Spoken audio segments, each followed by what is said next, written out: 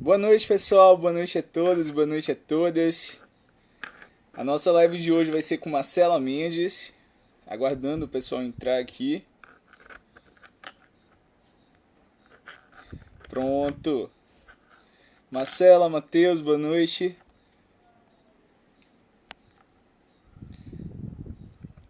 Pronto, Marcela já entrou aqui conosco. Pronto, enviei o Augusto, Renato. Buenas, buenas, buenas. Buenas. Buenas noches, tudo bem com vocês? Tudo beleza? Henrique, tá me ouvindo, tá me vendo? Tudo Tô sim, tranquilo? Marcela. Eu só vou pedir para que ajuste um pronto. Ótimo.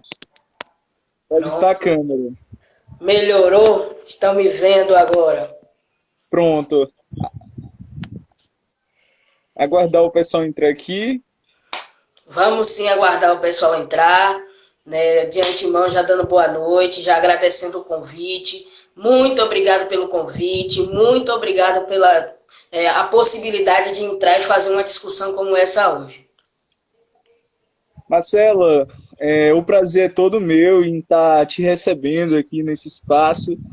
E, enfim, eu quero agradecer antes de tudo a presença de todos e a todas que está aqui nos acompanhando. A gente está concorrendo com várias lives bem legais. Sim, lives concorridíssimas, né? Live até com o prefeito, que tanta gente tem tanta coisa para cobrar para o prefeito, né? Live do Groove, live com o prefeito, enfim, as mais Tem diversas tanta aqui. gente que vai cobrar tanta coisa ao prefeito, né? Então são tantas lives concorridas, mas hoje a gente vai trazer o que a gente tem proposto para falar. Então é isso, eu quero antes de tudo agradecer de coração, especialmente a ti, por ter aceitado o convite e estar comigo hoje aqui. E também a todos vocês que estão acompanhando, que estão dedicando esse tempinho para bater essa conversa conosco. E sintam-se livres para interagir por meio dos comentários, esse é o mecanismo que a gente utiliza por aqui. Enfim, a nossa convidada de hoje, uma mulher preta, da periferia, professora, graduando em História pela UFES, Essa, feminista, essa, ativista social são e uma tantas. mulher que constrói a luta não somente na universidade, mas fora dos muros, mas também fora dos muros da universidade. Então, Marcela é uma pessoa bastante especial para mim e para muitas pessoas que acompanham ela, esse jeito verdadeiro, irreverente, esse jeito Marcela de ser. Marcela, muito obrigado pela tua presença aqui e a gente vai estar conversando sobre um assunto tão importante no cenário. Sempre foi importante, mas que ganhou evidência nos últimos dias. Muito obrigado de coração. Com a Muito, palavra você. muito obrigada a você, né? Vou colocar minhas colinhas aqui do lado, né? Nome de autores que a gente vai trazer, a gente vai começar a conversar sobre eles, né? Como a nossa estava escrito, né, no encarte, né? Intolerância religiosa e luta antirracista em tempos de Covid-19.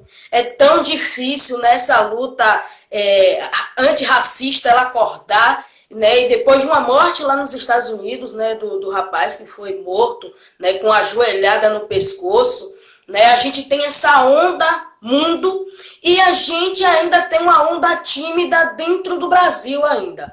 Por quê? Existe a necropolítica. Necropolítica é uma palavra nova, uma palavra bonita, uma palavra muito bem falada, mas não é explicado o que é necropolítica, né? A necropolítica é uma palavra, né, uma atribuição acadêmica feita por um professor camaronês, filósofo, professor de História e de Ciências Sociais da Universidade de Joanesburgo, lá da África do Sul, né, González Achille, né? E González Achille, ele traz a necropolítica. O que é necropolítica, né? A necropolítica é a normalização da morte do negro, a normalização da desigualdade social em cima do corpo negro.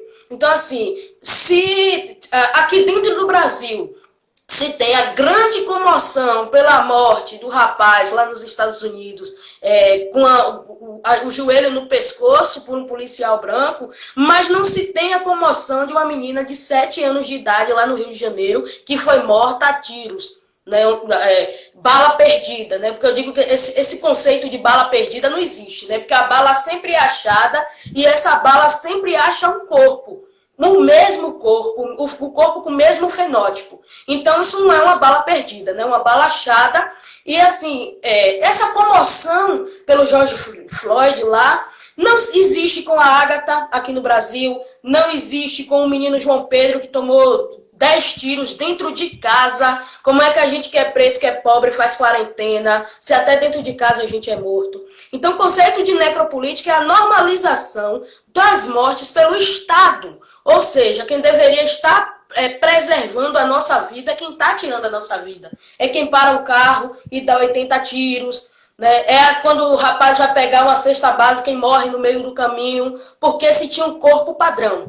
Se você chegar na polícia, né, a abordagem da polícia, você vai ver que sempre eles abordam o corpo negro, faz aquela abordagem toda truculenta e tal. E se tem uma coisa chamada por eles de corpo padrão, ou cor padrão.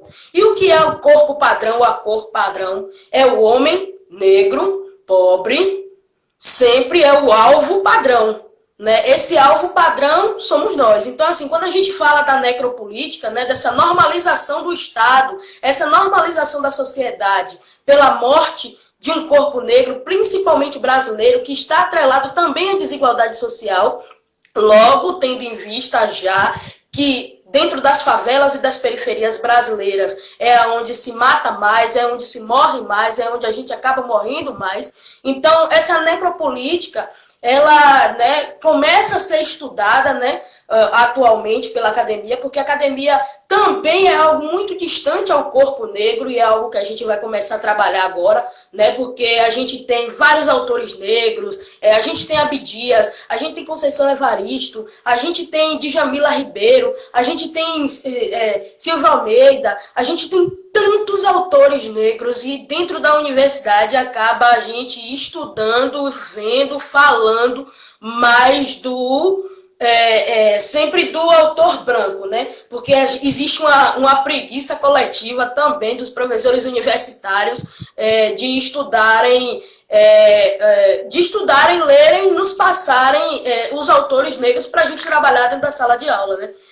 Tem o Munanga, né? Kabengele Munanga, que é um grande antropólogo que dá aula aqui na UFRB, né? Que ele traz o conceito, né, de que o intelectual deve influenciar na mudança da sociedade. Então, eu acho que a mudança da sociedade precisa estar atrelada, como eu fiz uma live anteriormente, falando da produção de conhecimento acadêmico, né? A produção de conhecimento intelectual.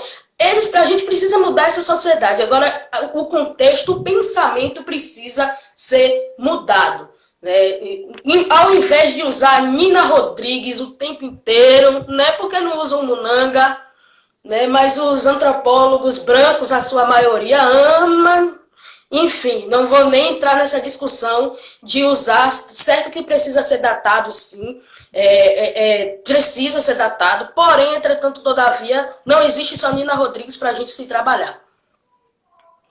É isso. Nos últimos anos tivemos avanços significativos dentro da academia e até mesmo no diálogo entre a academia com as comunidades, mas confessamos aqui que ainda não da forma como nós pretendemos. E assim, muitas pessoas, Marcelo, voltando à questão da fé, muitas pessoas falam que política e religião não se discute. E nós estamos aqui justamente para falar sobre esses dois. Sim, assim, se discute. Ela se discute e precisa ser pautada em todos os âmbitos educacionais, não só no âmbito educacional superior, mas também nas escolas básicas, né? Porque a gente tem essa produção, né, dos alunos secundaristas, que é onde a gente pode mostrar a todos eles, né, o potencial dos intelectuais negros e que eles podem se tornar um ou uma. Né? Eu sempre bato na mesma tecla, é que a gente não se vê produzindo conhecimento. Então, se a gente não se vê produzindo conhecimento, a gente não se acha intelectual. Então, a universidade ela precisa denegrir, tornar negra, ela precisa enegrecer. Não tem como a gente fazer um curso de licenciatura, ou seja lá qual for o outro curso, seja de saúde, ou enfim, seja das engenharias diversas, a gente fazer esses cursos e a gente não vê professores negros. Então, assim, a gente só vê um, dois, três, como é que a gente vai se sentir representado, como é que a gente vai se ver, como é que a gente vai se sentir pertencente daquele ambiente se a academia ela não enegrece, né? Não nos mostra qual é o nosso lugar, porque o nosso corpo não é só para tomar tiro, né? O nosso corpo não é só para tomar tiro, a gente precisa também se sentir produzindo intelectualmente. Então, assim, quando a gente fala da necropolítica, quando a gente vai falar da não normalização da morte do corpo negro, a gente precisa trabalhar isso também dentro da sala de aula, porque os alunos vão ver lá na sala a cadeira do colega que sumiu, ou porque ele foi morto, ou porque ele está preso, né? E aí vai criar aquele tipo de imaginário. Então, assim, se a gente levar para os alunos autores negros, se a gente conseguir fazer, né, o paralelo para que os meninos se sintam representados, né, a gente pode quebrar, né, essa normalização da morte do corpo negro, né, ou que a gente só acha que tem racismo lá nos Estados Unidos e que aquela morte vale muito mais do que as mortes diversas que a gente tem aqui. É isso. Precisou acontecer algo lá nos Estados Unidos com o George Floyd, que foi morto por um policial branco na cidade de Minneapolis, para a gente começar a fortificar, pelo menos nas redes sociais, todo mundo se dizendo antirracista depois do ocorrido lá fora. Então, essa ideia, né, do antirracista, eu acho muito engraçada essa ideia do antirracista, de colocar a tela preta lá no seu Instagram, no seu Facebook. Mas e aí, qual é a ação que você está fazendo para ser antirracista? É uma generalização, correto? Você está agindo enquanto antirracista. O que adianta você dizer que você é antirracista e você está usando terminologias, palavras extremamente racistas? E que são palavras miúdas, né? Palavras que estão no nosso cotidiano. Um exemplo, criado mudo. Eu vou comprar um criado mudo para minha casa. Mas você sabe o sentido que é o criado mudo? O criado mudo era aquele escravizado que ficava na beira da cama lá, da sinhazinha, do senhorzinho, e ficava lá segurando um copo de água, segurando lá seu pano, segurando outras coisas, imóvel, calado, não podia nem respirar. Então, assim, como você está sendo antirracista? Essa é a nossa pergunta, né? Como é que você está agindo esse antirracismo? Lélia Gonzalez já fala bastante, né, desse antirracismo. Silvio Humberto também. Silvio Almeida também, né? Silvio Almeida. Silvio Almeida. Silvio Almeida é um grande professor da UF, um dos poucos professores negros também, mas que trabalha com outra perspectiva. Eu me lembrei bastante quando você falou sobre necropolítica, sobre a entrevista no Roda Viva que aconteceu no dia 22 agora, com o professor Silvio Almeida, e ele falou bastante sobre a questão, né, da necropolítica, e para ele, 3 fatores para a gente lutar contra a questão do racismo, que é a questão da política.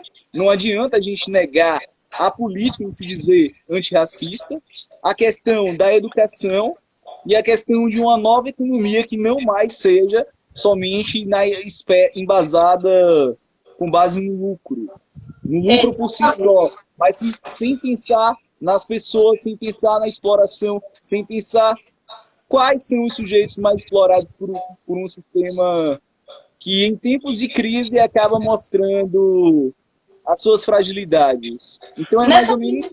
Exato. Nessa crise pandêmica, o que foi que aconteceu? Aconteceu que deu aquele grito, né? Abriu-se a porta, né, das desigualdades sociais, abriu a porta, né, de quem é o pessoal desigual, de quem está vivendo dentro dessa desigualdade, abriu as portas de quem está sendo explorado, quando a gente vai ver, né, as várias e várias reportagens da fila da Caixa Econômica Federal, a gente vê a cor de quem está precisando daquele auxílio, né? O banco tem cor, né? As filas do banco têm cor. Então, assim, a gente está vendo, né, as desigualdades sociais, elas, né, gritantes nesse país. Né? Quem é que mora na favela? Qual é o contingente maior da cor do pessoal que vive na favela? Quem é que trabalha mais no trabalho informal, que é vendedor ambulante, que é vendedor de carrinho de cachorro-quente, que trabalha nas lojas diversas, né, no chão da loja, né, como vendedor, como agente de limpeza, entre outros. Então, assim, este momento pandêmico deu um grito, né, mostrando a desigualdade social e mostrando o racismo, né, na sua faceta econômica. Né, porque a partir desse momento, eu concordo muito com o Silvio Almeida, que a gente não consegue diminuir ou exterminar o racismo se a gente não passar por uma base econômica. A gente não vai conseguir. A maioria das pessoas que passa fome tem cor negra. E isso deriva de lá da nossa exploração, dos nossos antepassados, 400 anos a gente sendo escravizados. Quando acaba a escravidão, lá no dia 13, que dizem que foi a tal da Princesa Isabel, que libertou todo mundo, ela foi boazinha, foi maravilhosa, isso é mentira, ela foi uma descaradona toda, porque ela só libertou a partir de pressões que já estavam sofrendo, e o medo de acontecer no Brasil, o que aconteceu no Haiti, né, que foi uma ruptura da escravidão, né, com o movimento escravo, matando vários senhores e aí tomando mesmo, né, rompendo com esse movimento escravo. Então, assim, quando a gente sai, né, quando os nossos antepassados eles saem do momento da escravidão, eles saem com a mão na frente e outra atrás. Hoje, dia 12, eu sou escravizado. Dia 13, Princesa Isabel, dizendo ela que me libertou.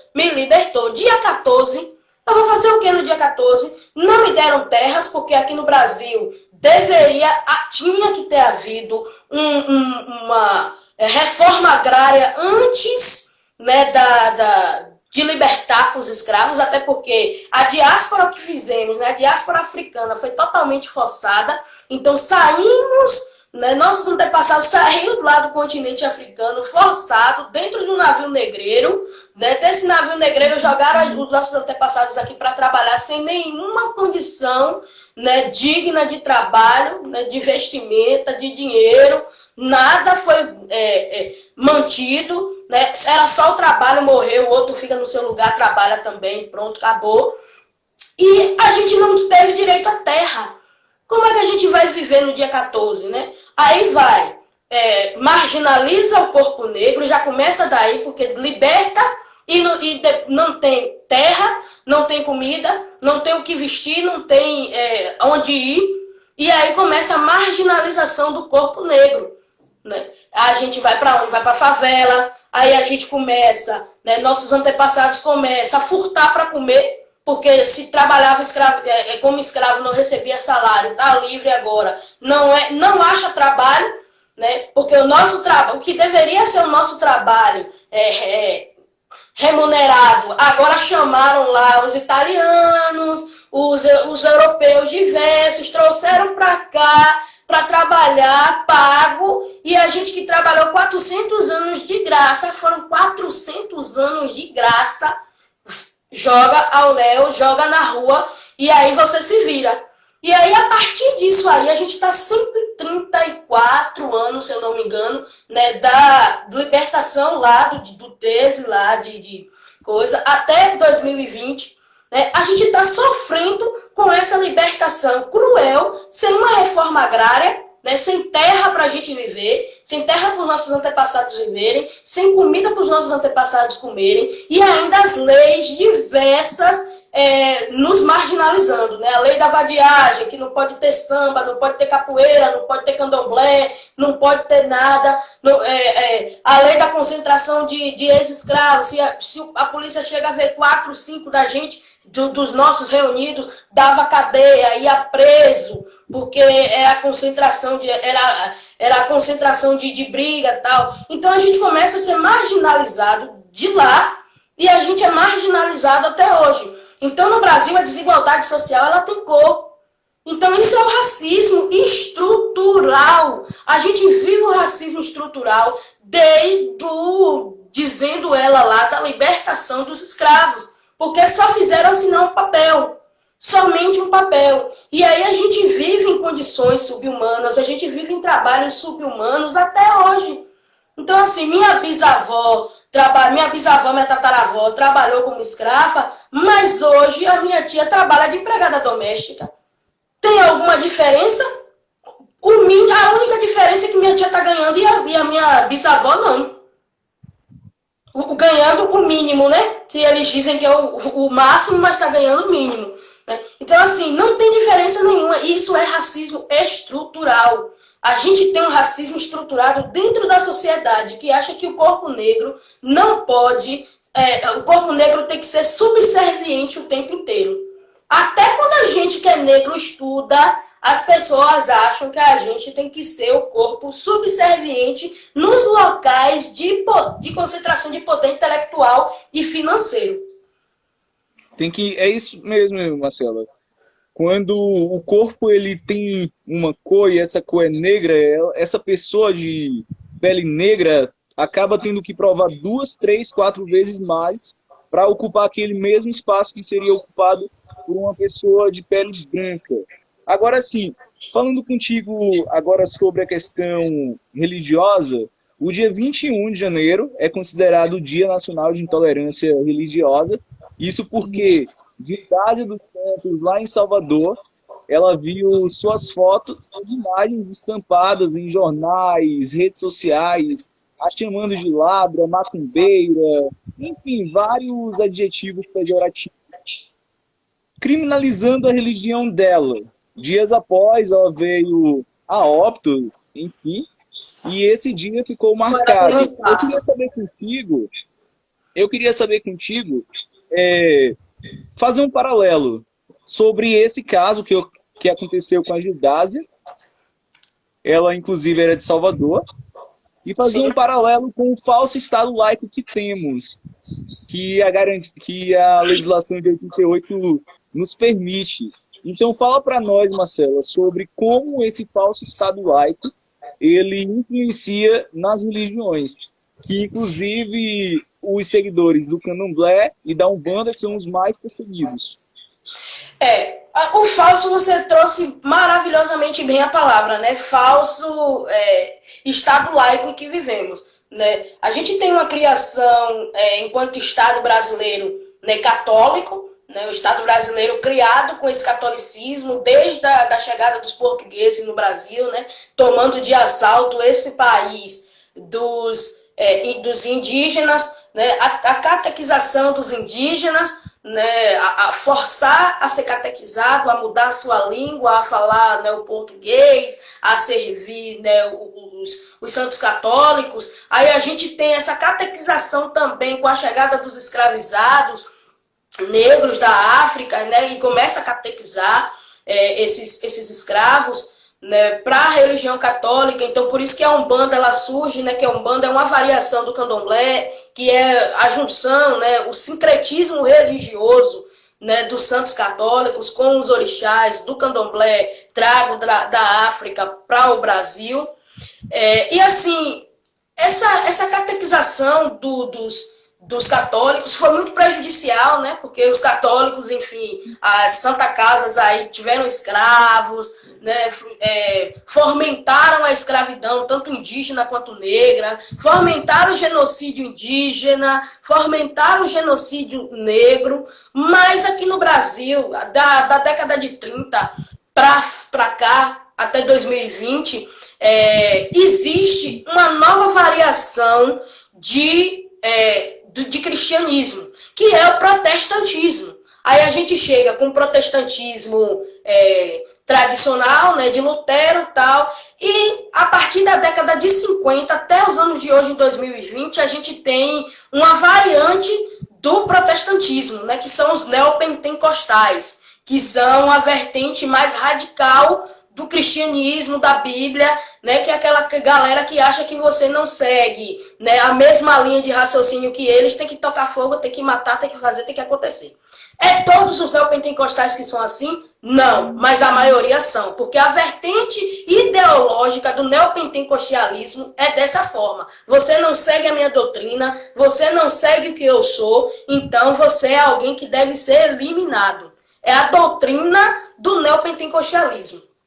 E dentro de todos esses sofrimentos que a gente viveu lá do catolicismo, da catequização, do genocídio do corpo indígena, do genocídio do corpo negro, existe agora, né, a perseguição dos neopentecostais. Então, assim, o que aconteceu, né, você lembrou bem, né, da Iá e a Lorixá, que acabou infartando e morrendo por conta dessa perseguição, né, dos neopentecostais. Foram pastores e irmãos de igreja neopentecostal que fizeram esse ato de racismo religioso, porque quando a gente trabalha intolerância religiosa, a gente tem uma vertente que a gente trabalha o racismo religioso, porque quando a religião ela vem de matriz africana, ela é reprimida. E essa repressão é uma repressão que é uma vertente do racismo, logo, por ser uma religião negra, de pessoas negras, né, trazidas da África. É uma religião do mal, é uma religião do diabo, é uma religião que faz mal, é uma religião que não é nem considerado religião, é considerado ato do demônio, ato do diabo, eles não consideram nem como religião. Então, assim, é ato do diabo, é do demônio, tem que matar, tem que tirar daqui, tem que fazer atos de intolerância, tá botando turbante, tem que rir, tem que tirar, tem que, enfim, tem que cercear dos locais onde está vivendo. Tem Márcia, e a Márcia de Marçal, né, de Obaluaê, que é mãe de Yuri Marçal, um comediante muito famoso aqui no Brasil, que uma vez ela foi no mercado, né, defender sua filha de santo, né, porque ela foi no mercado comprar uma farinha, alguma coisa, e ela foi vestida, né, de santo de branco, tal, com a indumentária na cabeça, né, tal, e ela foi comprar essa farinha, e a moça queria vender a farinha, disse que não ia vender farinha para quem é do diabo, que ela não aceitaria vender a farinha dela para quem é do diabo. E aí a filha de santo chegou lá na casa de mãe Márcia, chorou e tal. E aí mãe Márcia voltou, né, defendeu a sua filha de santo, abriu um processo lá no Rio de Janeiro de racismo religioso, até porque no Rio de Janeiro tem um feriado, né, a cidade do Rio de Janeiro tem um feriado do 20 de novembro, que é o Dia da Consciência Negra. Eles montaram um feriado, então lá tem uma delegacia especializada para esse tipo de coisa, e a Márcia, ela abriu um processo e tal, e ela foi, né, defender a filha de santo dela, que ela não aceitaria desculpas, né, porque toda vez que algum filho de santo dela, ou algum filho de santo de outra pessoa conhecida queria com suas indumentárias fazer alguma compra ou fazer alguma coisa, eram avacalhados, eram hostilizados. Então, isso aqui em Feira de Santana acontece muito, muito, muito, muito mesmo. E dentro das delegacias, sempre não é taxado como racismo religioso. É briga de vizinho, é briga de familiares, é desentendimento. Nunca é taxado como racismo religioso. Eu conversei com mãe Graça de Nanã, que toma conta hoje da FENACAB, é coordenadora da FENACAB, e ela falou comigo, olha, não tem dados aqui enquanto racismo religioso, intolerância religiosa com o pessoal de Candomblé. E sabe por que não tem? Não é porque não acontece, é porque fica subnotificado. Quando vai um filho de santo, uma filha de santo de alguém, na delegacia, né, prestar queixa de racismo religioso, o que acontece é chegar na delegacia e tipificar o crime como outra coisa. É colocar que o crime é briga de vizinho, é colocar que o crime é desentendimento familiar, é colocar que aquele BO está sendo feito por desentendimento de rua, e aí subnotifica esses casos. E acaba não colocando como racismo religioso e acaba não sendo notificados. Sim. Inclusive, Marcelo, foi bastante importante você falar sobre isso. E quando as pessoas conhecem sobre esse atributo, acaba sendo notificado e boa parte das pessoas, creio eu, acredito que não tem um conhecimento sobre o racismo religioso. E isso encontra-se, inclusive, no Código Penal, que a pessoa pode ser penalizada, mas Exatamente. como você bem disse, dificilmente a pessoa vai ser penalizada por esse mecanismo. E As assim, instituições brasileiras, elas são montadas, né, com o ideal cristão.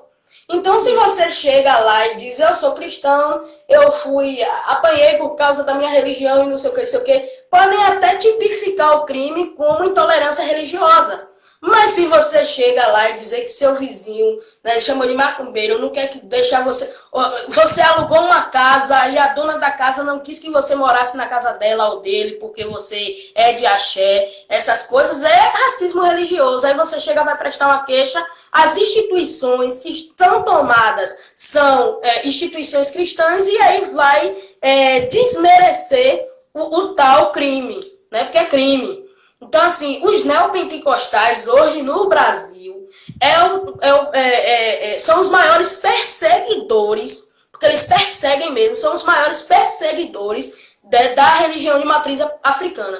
Todas as pessoas que eu parei para conversar, né, falando sobre a live que eu ia fazer hoje com vocês, né, que eu pedi depoimentos, todo mundo deu depoimento falando que foi perseguido por algum irmão ou irmão da igreja neopentecostal. Né? Alguma universal, algum poder de Deus, alguma mundial, alguma dessas de bairro. Então, assim, todos, eu conversei com as 10, 15 pessoas, todos falaram que foram perseguidos por pessoas de igrejas neopentecostais. E, assim, outra coisa, né, que eu conversei com os meus irmãos de santo e tal, a questão do falar de macumba. As pessoas falam, é macumba, mas não sabem que macumba é um bambuzinho que coloca no birimbau, é aquela parte do birimbau, aquele bambu do birimbau, ali que é macumba.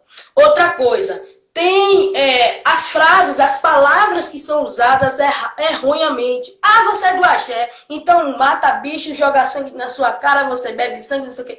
Esses tipos de palavras, as epistemologias das palavras também ofendem, né? E também é um tipo de racismo religioso. em São Paulo eu vi um caso, Marcela, várias comunidades que se organizaram entre si e criaram uma iniciativa das comunidades interreligiosas. Então, salvo engano, se chama Círculo de Cooperação das Comunidades Interreligiosas de São Paulo. E a nível internacional tem também a Associação Internacional das Religiões Unidas, ou seja, uma cultura de, entre aspas, paz, inclusão, enfim. A minha pergunta para ti... A paz é branca, né? Eu tenho um vídeo, né, da TEDx, né, que a moça fala que a paz é branca e que ela não gosta de paz. Porque a gente não tem paz. Porque todo dia é uma morte, todo dia é um ato de intolerância religiosa, de racismo religioso. Todo dia é um ato de racismo com o nosso cabelo, né, com a boca, o nariz. Então a paz é branca, né? Esse negócio de paz, eu não sabia paz.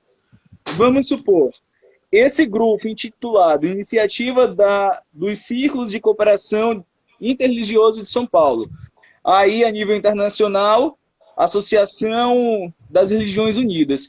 Uma pergunta para ti, é possível ter cooperação entre religiões distintas? E como promover um estado de paz entre teorias distintas?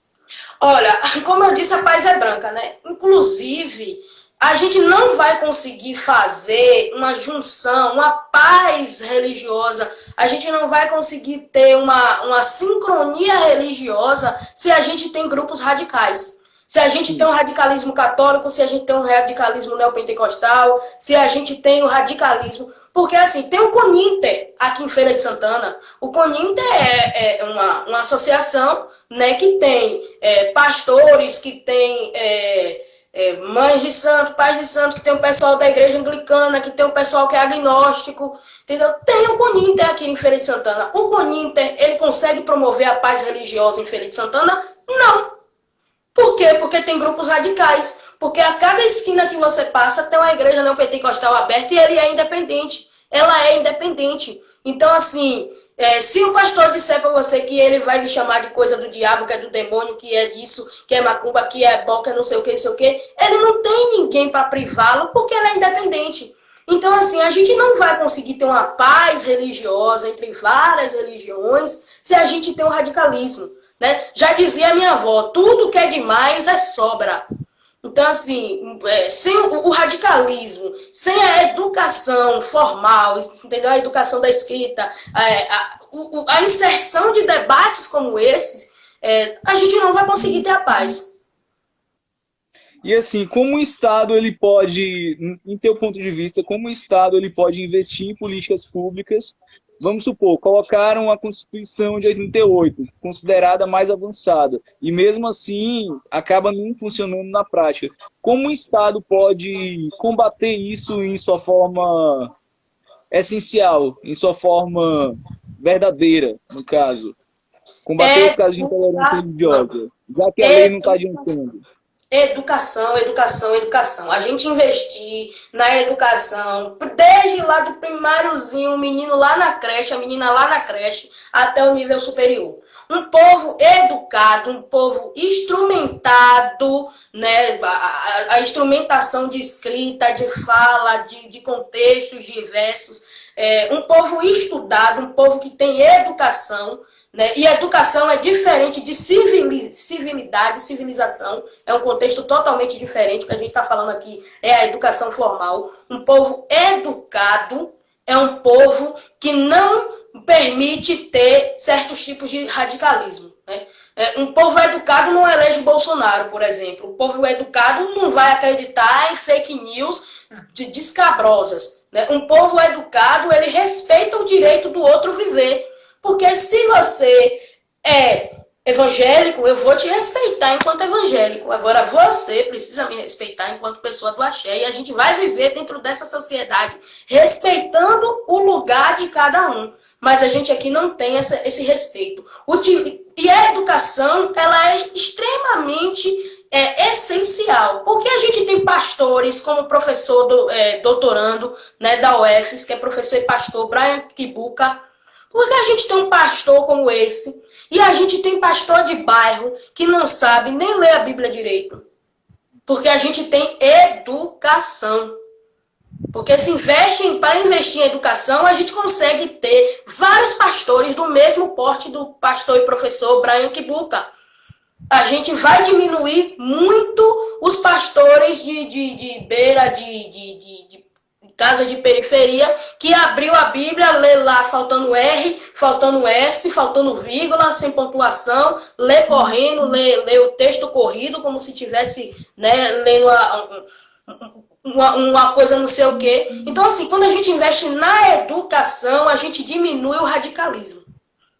Aí Edir Macedo, não existiria Edir Macedo, não existiria o tal lá do Valdomiro, com bilhões e bilhões e bilhões na sua conta e o povo pobre trabalhando para sustentar esses bilhões e bilhões de reais que eles não sabem nem dizer de onde é que veio. Então, assim, quando a gente investe em educação, a gente consegue tudo. Diminuir o radicalismo. É isso. Infelizmente, em muitas escolas, em muitos casos, na verdade, muitos professores, principalmente... A gente está vendo, sem te interromper, na hora que eu estava falando aqui, a gente está vendo várias pessoas aqui comentando sobre as questões de intolerância religiosa que sofreram. Você pode ver aí que tem muita gente aí comentando. Então, assim, a gente tem grandes professores que são professores, né, e que são pastores. Estou falando aqui do professor Jorge Neri também. Tem o professor Jorge Neri, tem o professor Brian Kibuka, né, que tem posturas, né, que leem a Bíblia como ela foi colocada. Ah, você é gay? Eu não sou gay, mas você é gay, você vai viver na sociedade como eu vivo também. Porque eu tenho o direito de existir e você também. Então, assim, a gente vai manter o direito de existir do outro, a gente tem que respeitar o direito de existir do outro. E é o que está acontecendo no Brasil, a gente não está respeitando o direito de existir do outro. Agora sim, Marcela, só fazendo um paralelo ainda, quando a gente fala em educação, acaba sendo muito genérico, entendeu? Porque quando a gente vai tentar trabalhar com esses conceitos dentro de sala de aula, muitos pais de alunos acabam indo reclamar justamente com os professores, seja da área de história, seja da área de filosofia, sociologia, enfim. Eu já vi muitos casos como esse acontecer, e por isso que muitas escolas acabam passando uma borracha em tudo isso, nas religiões, nas mais diversas especificidades, seja a nível cultural, seja a nível identitário, racial, enfim. Agora sim, tem uma pergunta de professor influência, Iago Gomes. Enfim, muito obrigado, Iago, por estar acompanhando ele. Muito obrigada, Pablo, Samara, Thaís, Léo, vários amigos familiares que estão assistindo aí. Um beijo, muito obrigado pela presença de vocês, viu? Respondendo aqui, a pergunta é de Iago, Marcela. Quero saber de Marcela como é a experiência dentro da escola em inserir a consciência de respeito às religiões de matriz africana. Ai, é difícil, viu? É difícil, a gente usa um deboche, aí do deboche, se não der certo, a gente usa a lei, que é a 10.630/013 e a 11.609. Deixa eu dar uma olhada aquí para não errar. 10.639/03 e 11.645/08, que é o estudo de história da África, afro-brasileiro e indígena. Então, assim, se alguém questionar, você vai, tá na lei, tá na LDB, entendeu? Tá na BNCC, que é obrigatório a gente trabalhar com esse tipo de temática. E aí a gente não vai fazer proselitismo religioso. A gente não pode fazer proselitismo religioso, a gente só vai falar daquela vertente ali e tal, tal. Não, a gente precisa ensinar que os nossos antepassados vieram, né, de uma diáspora extremamente forçada, desumana, ilegal, desrespeitosa, assassina, genocida. Vieram dessa diáspora e dessa diáspora vieram trabalhar aqui forçadamente, sem nenhum recurso financeiro, e que disso eles trouxeram várias culturas, trouxeram várias linguagens, né, que a gente tem ainda o uso da língua, né, a linguagem africana, ela é uma linguagem muito rica, e que trouxe também a religiosidade deles, né, até porque não é um povo sem cultura, como muita gente dizia. Então, assim, a gente é um povo com cultura. Então, trouxe essa cultura e a gente tem respaldo na lei para trabalhar com isso aí. Então, para trabalhar dentro das escolas, se o deboche não der certo, a gente vai para cima da lei e a gente faz a lei ser cumprida. Independente da diretora ser evangélica, do diretor ser católico, dos pais, né, reclamarem porque tá falando porque o menino tá na escola, o menino precisa aprender várias coisas, e não só a história dos vencedores, né? Eu acho que os novos professores, não só de história, mas da língua portuguesa, de ciências, os novos professores que estão vindo com essa consciência, né, de que a gente precisa falar das outras histórias e não só das histórias dos vencedores que foram mastigadas pra gente aí durante anos e anos e anos. É uma função é uma função de todos dentro do corpo escolar, mas na maioria dos casos acaba... Eu não gosto do desfile de 20 de novembro. Ah, vai botar os meninos para desfilar, fazer desfile, roupa étnica e não sei o que. Os meninos precisam entender o que foi o 20 de novembro. Quando os meninos entenderam o que foi o 20 de novembro, por que existiu o 20 de novembro, ou por que existiu Dandara, ou por que existiu Palmares, a gente desce até o chão, a gente ouve o poeta, a gente ouve a Anitta, a gente ouve Léo Santana, a gente desce até o chão lá no tal da culminância da festa do Dia da Consciência Negra. Mas os meninos precisam, dentro da sala de aula, entender o que é o Dia da Consciência Negra, por que existe isso, e não só fazer a culminância, fazer a festinha, dizendo que nessa festinha está trabalhando, né, isso. Não é só fazer a festinha. Os meninos entenderem mesmo o que é. A festinha presta pra gente descer até o chão mesmo, escuta o poeta, outro sabor, e a gente vai dançar. Mas os meninos precisam entender o que esse 20 de novembro representa, porque pra gente não deixar acontecer a extrema-direita tomar o poder maior legislativo deste país e fazer toda essa destruição histórica que eles estão fazendo.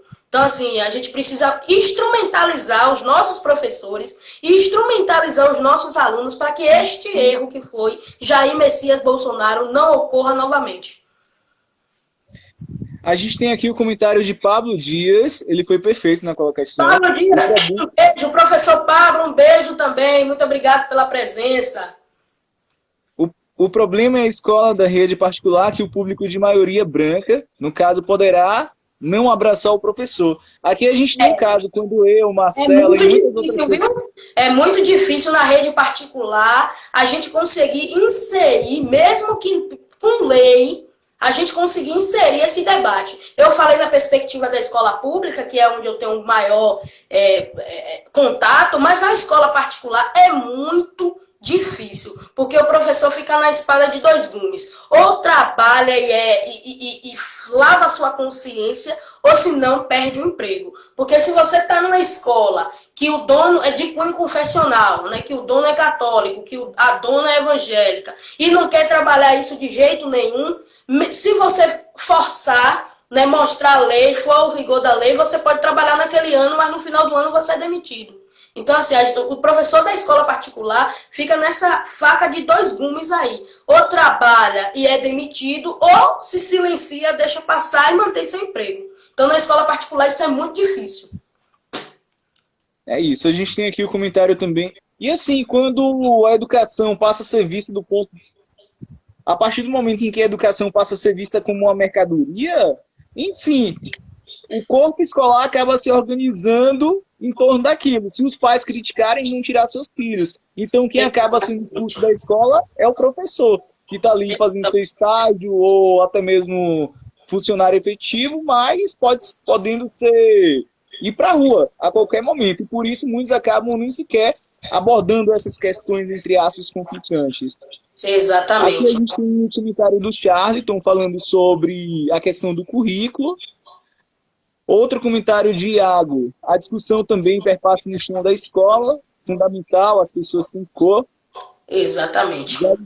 A escola fundamental pública. A escola pública ela tem uma cor, né? Ela tem um público-alvo que a gente precisa trabalhar com esse público-alvo, mostrando para eles que eles não são só alvo de tiro, não. Eles são alvos também de uma educação de qualidade. A gente precisa, enquanto professor da escola básica pública, dar uma educação de qualidade para os alunos, porque quem quiser ingressar na universidade, ingressa com todo carinho, amor, gostar. Eu tenho vários alunos já dentro da UFES e de outras universidades. E aquele que não quiser, né, ingressar no ambiente acadêmico, porque também tem esse direito, ser um ser pensante, né, crítico, né, das realidades que está vivendo no seu país. Ter a criticidade. Porque eu acho que, para além da gente colocar alunos dentro da universidade, a gente tem que ensinar os nossos alunos a ter criticidade. E isso é o mais importante. E assim, Marcelo, a gente está se aproximando do fim Já! do nosso live. Mas assim, a gente ainda vai poder conversar sobre algumas coisas no tempo em que nos é permitido aqui. Então, assim, fala pra gente sobre os casos de intolerância a nível local, a nível Feira de Santana, a nível mais próximo da gente, que muitas pessoas acabam não visualizando. Então, fala sobre esse mundo pra gente. Bom, eu conversei, né, com a mãe Graça de Nanã, que é coordenadora do FENACAB, e ela me disse: olha, minha filha, tudo é subnotificado. No Feira 9 houve uma invasão a um terreiro de candomblé no Feira 9, e aí jogaram pedras, queimaram a parte, né, das coisas, e aí acabou sendo subnotificado lá, não como tipificaram o crime lá na delegacia como depredação de um ambiente privado, né? Não tipificou como intolerância religiosa ou como racismo religioso. Né? Aqui dentro da cidade você ouve direto vários casos de que pessoas escutam que é macumbeiro, que é do diabo, que você é do cão, que você vai para o inferno, tá queimado em nome de Jesus, que você não presta, que você vai ter a vida toda desgraçada por causa disso, que você está cultuando o diabo, entre outras coisas negativas que falam com a ignorância de não aprender e de não saber o que é a religião. Então, assim, muitos não são notificados. Como eu disse para você, o pessoal precisa falar, o pessoal precisa questionar, o pessoal precisa ir da delegacia e da queixa, porque racismo é crime hoje no Brasil, e um pouco isso se acontece, né? As pessoas recebem essas palavras, né, de ofensa, né, essa injúria racial, esse racismo de intolerância, e acaba se silenciando porque a gente acaba sendo minoria, né? Somos uma minoria e acaba se silenciando por medo. E infelizmente é o que acontece hoje em Feira de Santana. As pessoas se silenciam por medo, as instituições estão silenciando as pessoas também, tipificando o crime como outra coisa e não como racismo religioso, né? Isso também precisa ficar aqui registrado. Na Bahia, existe vários tipos de intolerância religiosa, né? Já aconteceu em Alagoinhas, um grupo de neopentecostais pararam na frente do Ilê Axé e começaram a orar, a rezar, bater Bíblia no portão, dizer que o povo vai para o inferno em nome de Jesus, tal, em Alagoinhas. E a mãe de santo era também idosa, ela passou mal, né, com essa ação, em tempo também de vir ao ló, né, vir a falecer, por conta desses insultos, né, desses desrespeitos, desse crime, né? A gente já teve casos também no Rio de Janeiro de os traficantes de Jesus, porque agora existe essa classe, né? E no Rio de Janeiro estão sofrendo muito. Eu conversei com um irmão também de lá do Rio de Janeiro e ele me falou que estão sofrendo muito, muito com isso, que é os traficantes de Jesus. E o que é os traficantes de Jesus? O cara tem a mãe evangélica, o pai é evangélico, a família toda é evangélica, aí o cara se debandeia lá pro crime. E ele se acha evangélico, né? Porque ele foi criado em berço evangélico, ele se acha evangélico.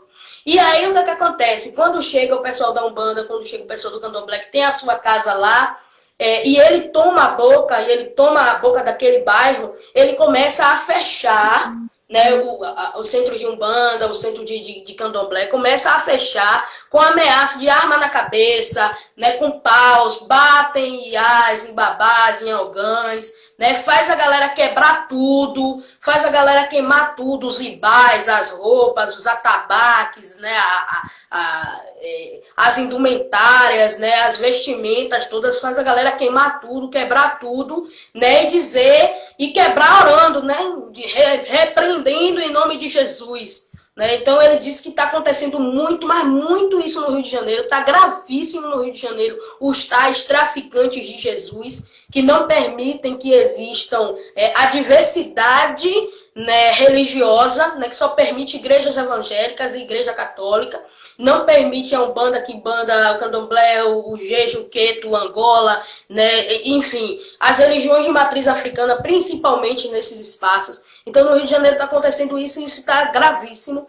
E o silenciamento, né, das nossas autoridades, seja prefeito, vereador, seja governador, seja presidente da República, seja secretários de diversas secretarias aí de promoção à igualdade racial, a promoção de não sei o que lá, que sempre tem essas secretarias, né, e que são silenciadas, né? Essas secretarias promovem festas com pessoas negras, né?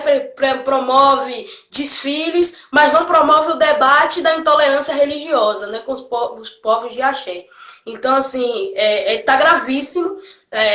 Piorou agora com o Jair Messias Bolsonaro, né? Incentivando os evangélicos, os neopentecostais, a nos ferir, a nos desrespeitar, nos jogar no lixo. Então tá pior, mas, né, somos um povo preto, né? A gente vive tomando paulada, breve esse governo irá passar e a gente irá conseguir ter a nossa individualidade para a gente cultuar a nossa fé em paz. Locais esse, Marcela, como é o caso lá do Rio de Janeiro, várias comunidades, e o poder público não chega. As milícias tomaram conta mesmo. E fazendo um paralelo com isso é a questão dos decretos municipais que não foram nem sequer respeitados. Eles tinham uma posição e a prefeitura tinha outra, enfim. E a galera era pressionada por seguir o que os milicianos diziam. Agora sim, quando o Silvio Ribeiro chega para a gente e diz que a questão é a educação, a gente tem toda uma É de fazer estrutura que economia, né?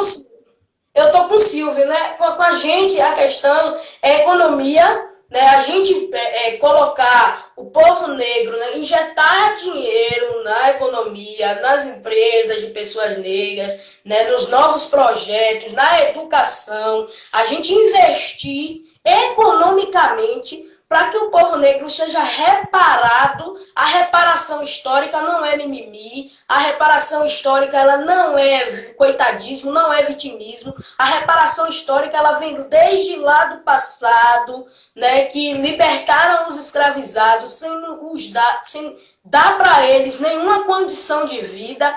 Então, assim, não é mimimi, não, viu? Essa reparação histórica não é mimimi. Então, assim, é super importante a gente colocar a economia e a educação como pilares para a reestruturação da vida negra no Brasil e para a diminuição e o fim do racismo nesse país. Porque se a gente fala do racismo de cor, o racismo estrutural ele mata muito mais. Marcelo, uma pergunta aqui rápido, porque a gente está se aproximando do fim. Mas uma pergunta de Japa.preta. Marcela, você tem percebido uma reação inteligente das pessoas de Santo em relação aos ataques sofridos? Sim, muita gente de Santo, né? Hoje são acadêmicos, né? E existe essa reação e essa retomada, né, das pessoas, né, dizendo, não, meu irmão, eu estudo, eu estou na universidade, eu sou advogado, eu sou historiador, né? Isso aqui é racismo religioso, vamos ali na delegacia, vamos ali dizer que é racismo religioso, vamos forçar, vamos no MP, né, no Ministério Público, a gente vai botar um advogado e a gente vai correr atrás disso aí. Existe e está melhorando e muito, né? Antes o povo de Candomblé era jogado às traças, né? Era aquele pessoal ali que não tinha, fazia a sua festa, né? Glorificava o seu orixá, mas era aquele povo extremamente segregado. Hoje não, hoje a gente está dentro da sociedade, a gente está dentro de vários espaços da sociedade e hoje sim a gente está batendo o pé e tipificando com o crime com o nome que ele que é racismo religioso. Sim, sim. Está melhorando bastante. E assim, Marcela, a pasta da educação, o Weintraub saiu, mas ela foi entregue ao Centrão. Enfim, é um governo que flerta diretamente com a agenda do miliciano que disse que era honesto. Isso, é um governo que faz com que a agenda educacional vá de encontro com um cenário totalmente ultraliberal, isso é preocupante. E, por outro lado, é a questão dos grupos de supremacia branca, os grupos reacionários. Exato. Fala pra gente, Marcelo, a gente está se aproximando mesmo do fim. Salve então, essa pra live, gente, pelo amor de Deus! Salve essa live, pelo amor dos orixás. Salva aí. Ela ficará salva. Mas assim, só pra gente terminar essa live com uma reflexão, eu gostaria de saber contigo, como é que é ser uma mulher negra, como é que é ser uma mulher lésbica, como é que é ser uma mulher da periferia dentro de uma conjuntura tão cruel, dentro de um quadro que vem sendo altamente reacionário, um quadro negacionista, um quadro em que muitos ainda insistem em dizer em que o racismo não existe. Então fala pra gente sobre... E só para finalizar minha fala, tem pessoas que são pior e chegam a dizer que o vírus ele é democrático, porque atinge a todos, e não é. Não, o vírus... Pronto, fala, Marcelo. A taxa de mortalidade, a taxa de letalidade do coronavírus, né, do Covid-19, ela é maior na população negra. E por que ela é maior na população negra? Porque é a população que vive nas periferias, vive em maior quantidade nas periferias e que não tem acesso à saúde de qualidade. Ou seja, chega lá um empresário branco, contrai o coronavírus, vai para o Albert Einstein se cuidar. Chega uma tia minha, uma prima, ou alguém, um parente próximo, que graças aos orixás ninguém teve, mas chega alguém meu, contrai o Covid, vai para a policlínica ou vai para o hospital de campanha de Feira de Santana que nem remédio tem. Vai sobreviver? Não vai. Então, assim, Esse negacionismo da doença é extremamente perigoso, também está atrelado ao racismo. A abertura do comércio de Feira de Santana, no momento que está em crescente alta de Covid-19 na cidade, é racismo estrutural, porque o prefeito, quando o vírus estava lá no SIM, no condomínio de luxo, o prefeito fechou tudo, o prefeito começou a se preocupar, fechou comércio, diminuiu frota de ônibus, e agora que o vírus ele já está instalado, né, alastrado nas periferias de Feira de Santana, ele abre comércio, finge normalidade, uma normalidade assassina que o prefeito de Feira de Santana está fingindo. Isso é o racismo estrutural, porque quando chega nas periferias, quando chega no vendedor, quando chega na moça que faz a faxina, quando chega no vendedor ambulante, quando chega no cara da empresa lá que está batendo massa, no pedreiro, a normalidade é dada porque somos corpos feitos só para trabalho. E eles não estão nem aí para os nossos corpos. Eles preferem o CNPJ da empresa do que o CPF da mulher preta, do que o CPF do homem preto,